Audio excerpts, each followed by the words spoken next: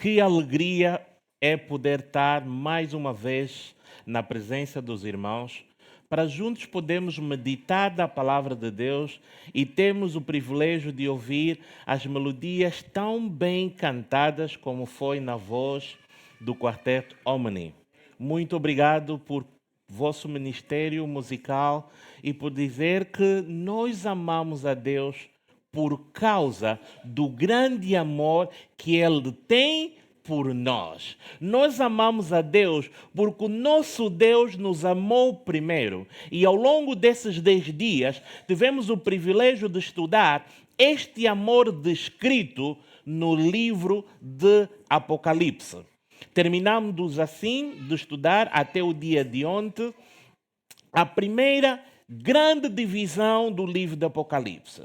As cartas às 7 igrejas da Ásia Menor.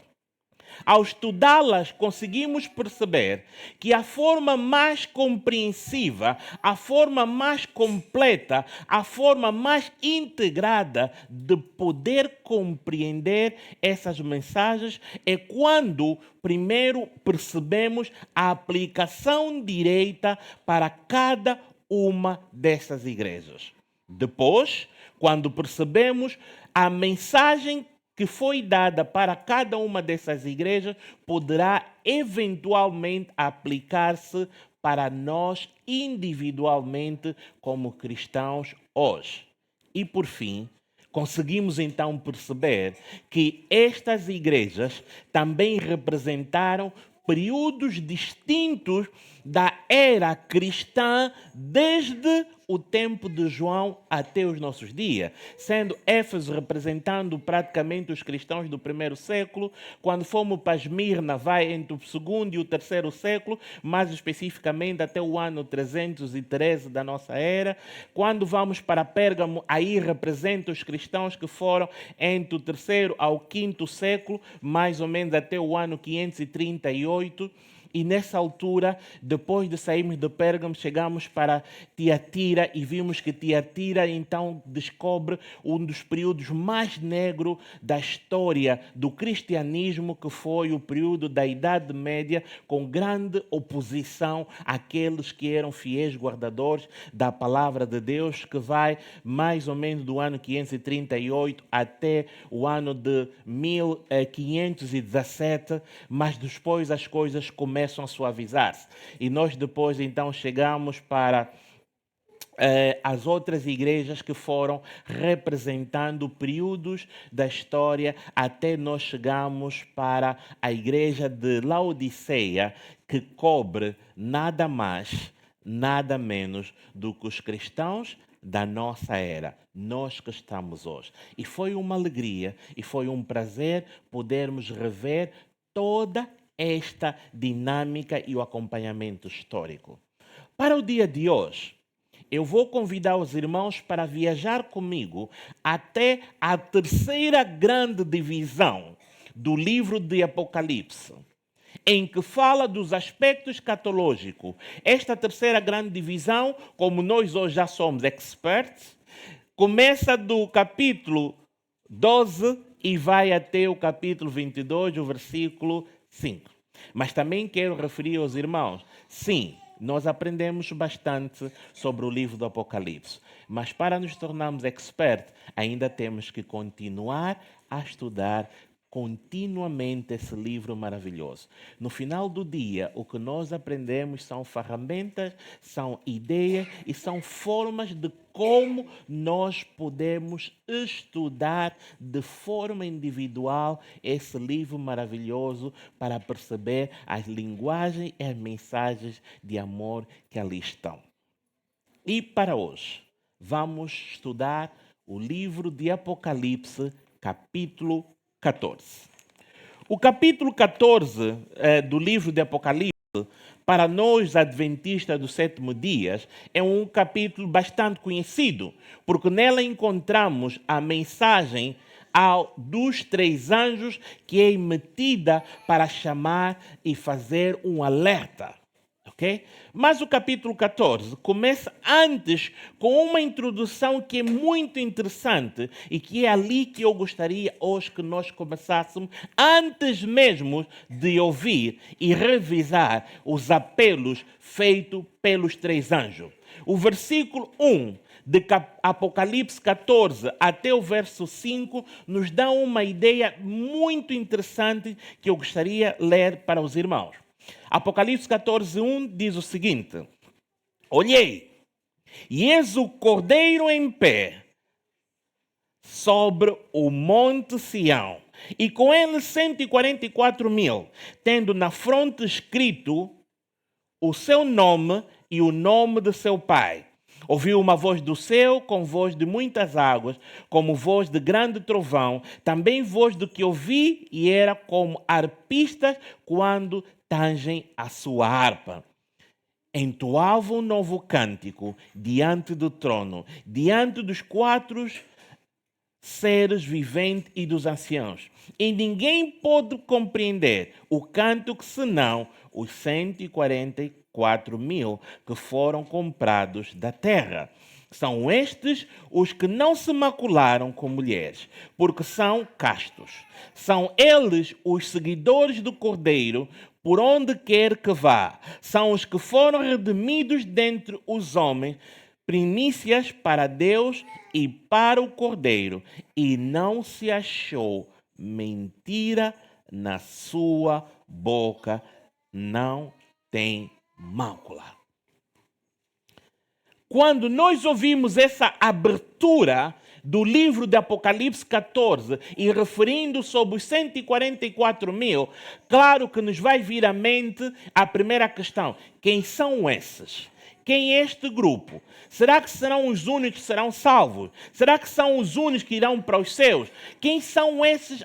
Isso é um número literal, é simbólico. E o que é que isso nos diz? E nós, como vimos, com o nosso autor do livro de Apocalipse, João, descrevendo as visões que ele viu de Jesus para o povo e os cristãos de toda a era, também permitiu que, quando pudéssemos estudar, claramente compreenderíamos com facilidade o que cada termo, linguagem e simbolismo foi utilizado. Para nós conseguirmos compreender, vamos ter que lembrar que há um estilo literário que é aplicado muitas vezes no livro do Apocalipse. O livro do Apocalipse é um livro profético, mas também retrata as visões que João viu. E João, cada vez que ouvia uma mensagem nova e ele conseguia transmitir para os leitores, ele dizia e usava um paralelo que dizia: eu ouvi, e depois dizia vi, tratando sempre sobre o mesmo assunto. Dizia inicialmente eu ouvi e depois eu vi. Quando nós estudamos o capítulo 1 de Apocalipse, vimos que na visão, e precisamente no Apocalipse entre 1 do versículo 10 a 12, nós percebemos que João diz que ele ouviu o som de como se fosse grandes trombetas. Mas quando ele vê, o que é que ele vê? Ele vê 7 candeeiros e um como filho do homem andando sobre eles. A voz como trombeta e o filho do homem andando em volta dos candeeiros representam a mesma pessoa, Jesus Cristo, que estava cuidando os cristãos da Idade Média, ou seja, dos cristãos da era de João e todos os outros que existiriam até antes que o fim viesse a confirmar. O mesmo é aplicado mais tarde no capítulo 5, quando João recebe outra visão. No capítulo 5, versículo 5, ele diz: e eu ouvi um leão da tribo de Judá. E no verso 6, ele diz que vi o Cordeiro de Deus. Nós sabemos que claramente essas duas simbologias de que o leão da tribo de Judá e o Cordeiro de Deus representam a mesma pessoa, Jesus Cristo, em momentos diferentes. E no capítulo 7, ele então também nos ajuda a compreender. No versículo 4, ele diz que eu ouvi o número de 144 mil. E no verso 9 do capítulo 7, ele diz: e vi uma grande multidão. Logo, o número 144 mil e a grande multidão que há de ser salvo são a mesma representatividade. Este é, sim, um número simbólico que representa as 12 tribos de Israel preparadas para um combate, mas que eles não são os únicos que hão de ser salvos. E eles, em forma combativa, que fazendo as contas 12 vezes 12 vezes 1000, que vamos chegar aos 144 mil, um simbolismo que esses estariam num combate. Mas que combate? Esses são aqueles, o simbolismo do combate, são aqueles filhos de Deus que hão de ser salvos, mas irão, antes disso, enfrentar a grande tribulação que há de vir e que há de acontecer, porque nós já estamos na última fase da história. Tal como na visão de Daniel da estátua, estamos lá na última parte, na visão das igrejas, estamos na última parte, e nós estamos na última parte da história do mundo. Então, alguns vão enfrentar a grande tribulação. Quando o Cristo fala para João, porque alguns irão enfrentar a grande tribulação, então há necessidade dos 3 anjos virem e anunciar: preparem-se, porque a grande tribulação não será algo fácil. A grande tribulação não será algo sem a qual vocês vão conseguir passar. E lembre-se que a descrição é que estes que passarão pela grande tribulação e sairão vitoriosos terão escrito o que na sua fronte? O seu nome e o nome do seu Deus. O que quer dizer que, a menos que estejamos revestidos do amor de Deus, não tem como sairmos vitoriosos.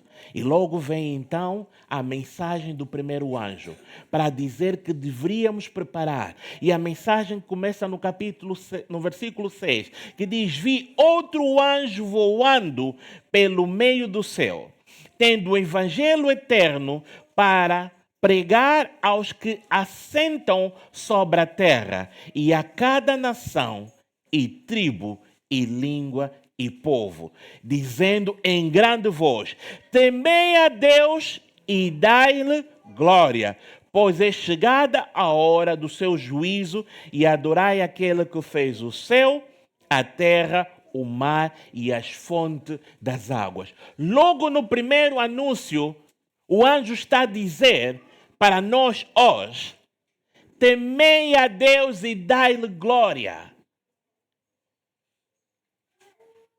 Isto é mais do que senão um lembrar de que todas as alianças que foram feitas ao longo da vida, até a última aliança que Jesus fez, foi sempre exaltar que nós deveríamos temer a Deus, que nós deveríamos ouvir a voz, como encontramos em Números, Shema, que diz: ouve, ó Israel, o Senhor é o único Deus, amarás, pois, o Senhor teu Deus acima de todas as coisas.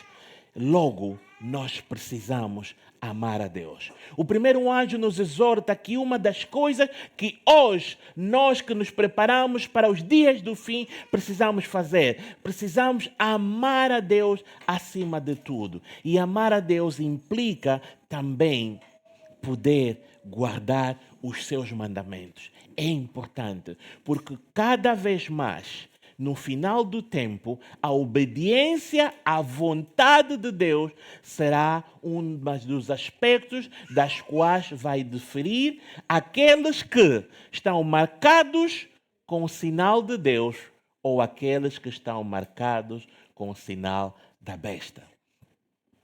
E eu já disse aqui algumas vezes, irmãos, e repito, quando algo é muito importante na Bíblia, ele é repetido. Por isso só a primeira mensagem não foi suficiente. Então vem o segundo chamado, no versículo 8. O segundo chamado, o anjo diz agora, seguiu-se outro anjo, o segundo, dizendo, caiu a grande Babilônia, que tem dado a beber a todas as nações o vinho da fúria da sua prostituição. Este é um anúncio claro. Nós estamos a ler o capítulo 14, mas o capítulo 13 de Apocalipse trata sobre a questão da besta do mar, a besta da terra, e nós vemos que Babilônia, nesse contexto de Apocalipse 14, representa não mais, não menos do que a união entre a besta da terra, a besta do mar e o próprio Satanás. Então, Babilônia e todos aqueles que se unem para fazer contrário à vontade de Deus serão destruídos. Todos aqueles que acham que podem construir a sua própria torre de Babel serão destruídos. Todos aqueles que acham que vão conseguir misturar o barro e o ferro por eles mesmos sem Deus serão destruídos. O Senhor é claro e diz: eu quero que você tema, ouve a minha voz, mas eu quero que você perceba, se assim não o fizerdes, perderás a tua vida. A mensagem é clara, direita e não deixa dúvida. E vem então um terceiro aviso, mais forte ainda, mais imponente e com mais detalhes ainda. O terceiro anjo, que começa no versículo 9, diz o seguinte: seguiu-se este outro anjo, o terceiro, dizendo em grande voz: se alguém adora a besta e a sua imagem, e recebe a sua marca na fronte ou sobre a mão, também esse beberá do vinho da cólera de Deus, preparado sem mistura do cálice da sua ira, e será atormentado com fogo e enxofre diante dos santos anjos na presença do Cordeiro. A fumaça do seu tormento sobe pelos séculos dos séculos e não tem descanso algum, nem de dia, nem de noite. Os adoradores da besta e da sua imagem, e a quem quer que receba a marca do seu nome, aqui está a perseverança dos santos, os que guardam os mandamentos de Deus e têm a fé de Jesus. Este anúncio é claro, é evidente, mas também tem sido aqueles que muitas das vezes traz uma má compreensão. O sinal da besta, alguns acreditam que será um chip, né? Nos dias de hoje, então, temos um chip que será implantado e aquele que for, vai assim será. E começamos a fazer toda uma série de coisas, dizendo, olha, o tempo da perseguição já começou, a crise final já começou, tudo isso, meus irmãos. Quando nós lemos e compreendemos aquilo que nos é dito de forma clara, temos certeza que a grande tribulação ainda não começou, mas há de começar.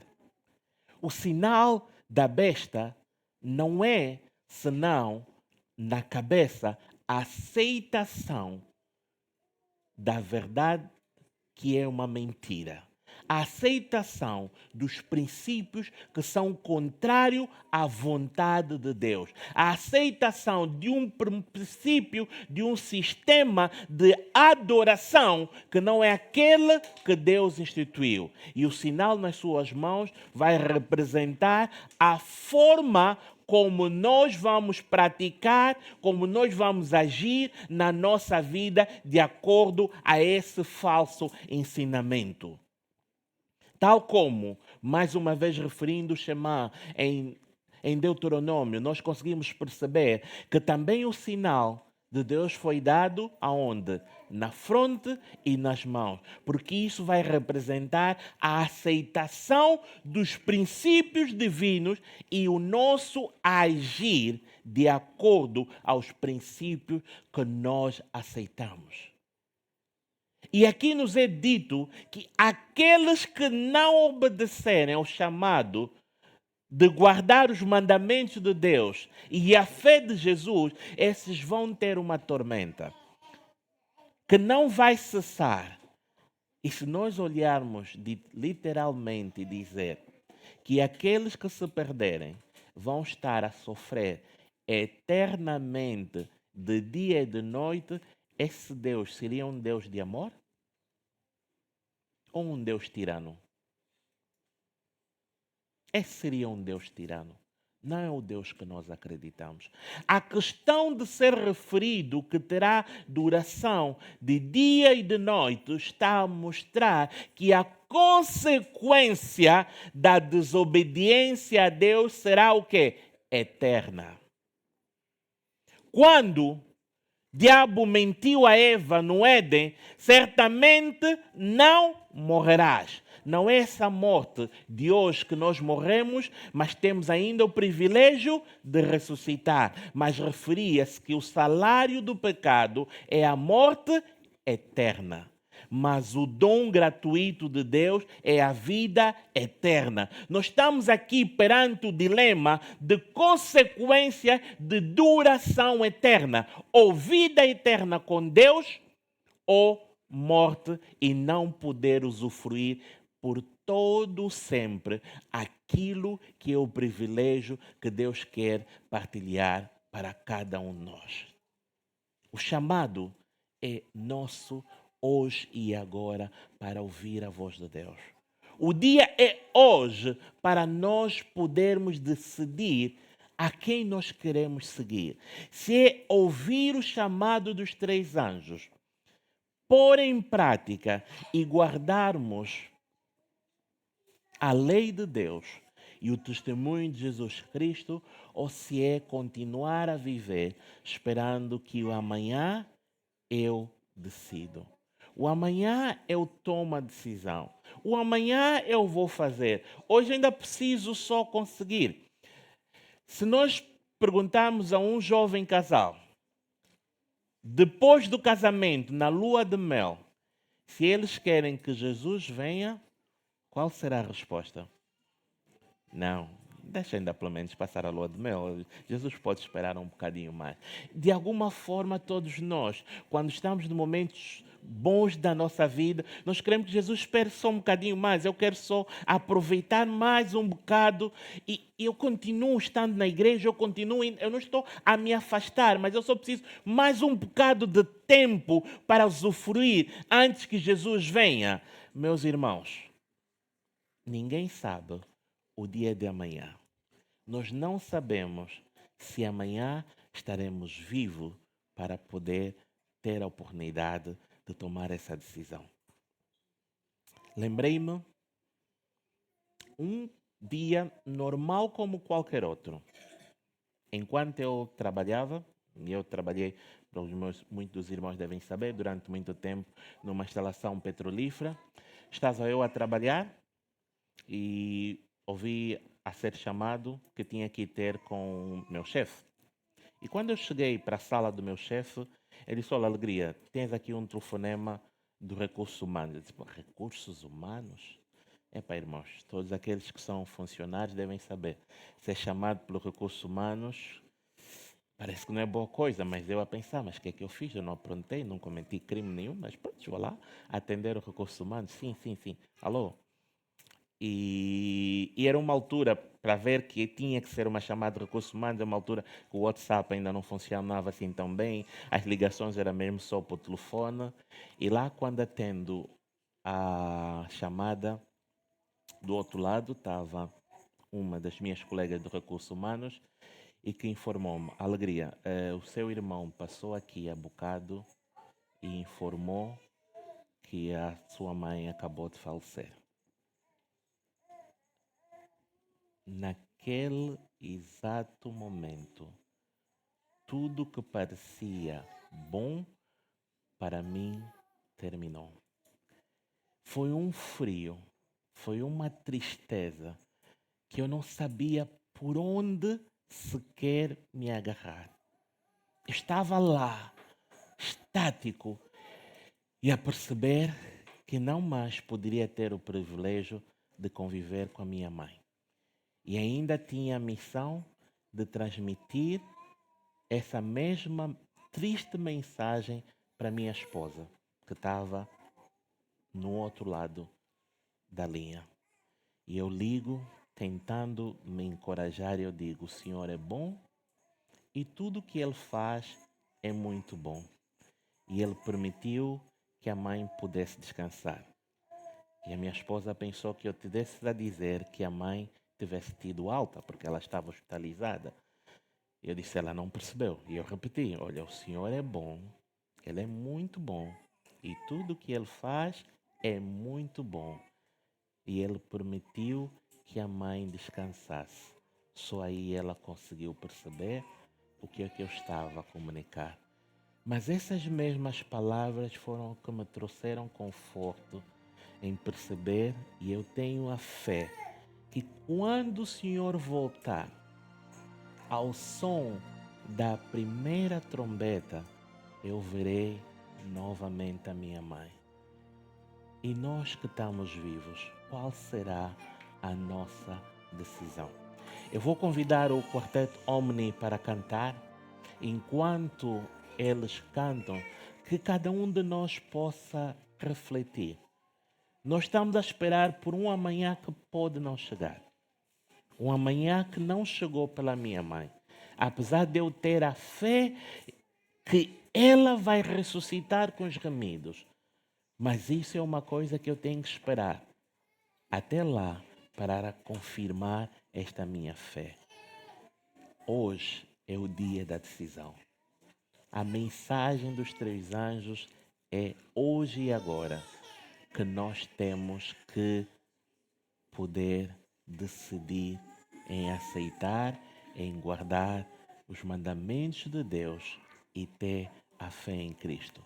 Enquanto o Quarteto Omni canta, eu queria perguntar, eventualmente, existe alguém que hoje quer decidir entregar a sua vida e ser batizado para dentro da Igreja Adventista do Sétimo Dia? Se alguém estiver nessa sala que já há muito tem adiado essa decisão, mas hoje quer tomar, eu convidaria que pudesse colocar em pé, que eu quero orar por si. Amém? Louvado seja Deus, porque temos pessoas que querem aceitar o Senhor e ser batizado. Eu vou pedir só aos diáconos que possam ajudar-me a tomar o nome dos queridos irmãos que se dedicaram e depois a igreja fará os próximos contatos. Se alguém nos ouve no programa de YouTube e também tomou essa decisão, como os irmãos que estão aqui conosco hoje, que coloque no chat a sua nota e a nossa equipe técnica entrará em contato consigo para afirmar isso.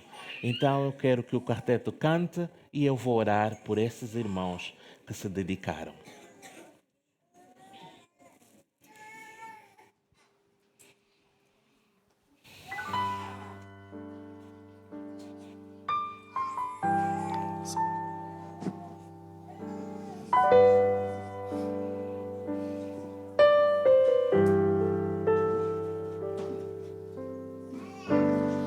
Lírio do vale, quero teu aroma em meu ser.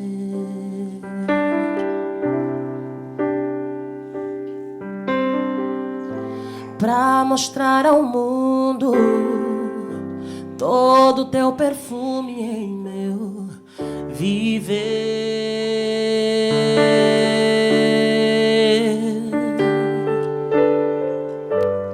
Toma minha vida,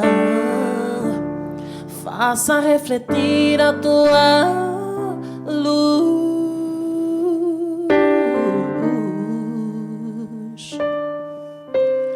Brilhe em minha vida com tua luz, estrela da manhã.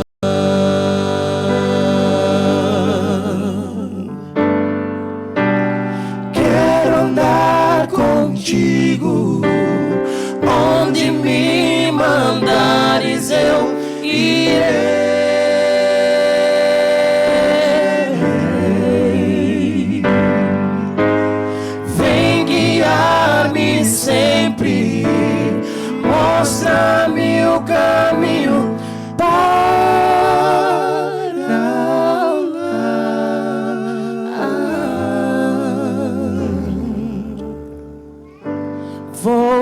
minha voz ao mundo, vou anunciar o teu amor.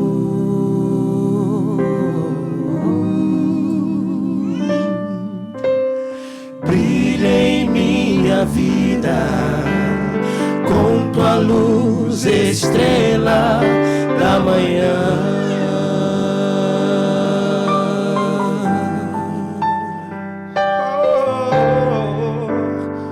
Senhor, eu vejo o mundo que está sofrendo sem amor.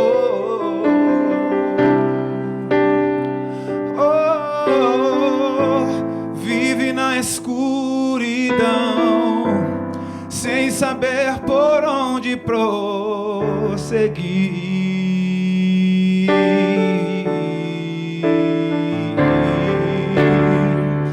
Mas eu vejo ao meu lado tua luz que brilha sem cessar.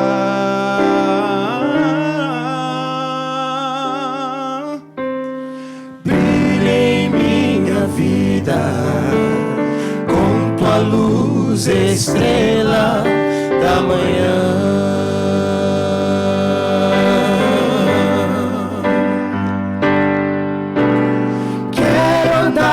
Contigo, onde me mandares eu irei.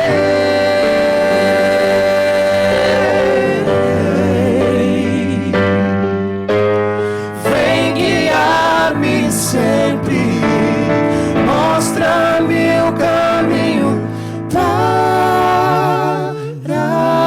lá.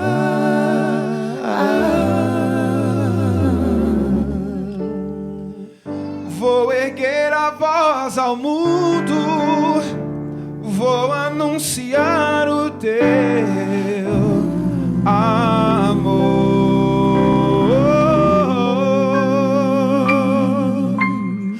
Brilha em minha vida com tua luz, estrela da manhã.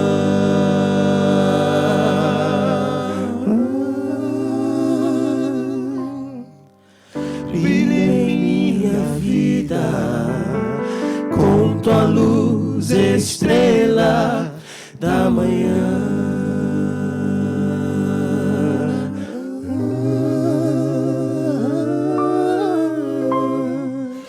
Brilha em minha vida com tua luz, estrela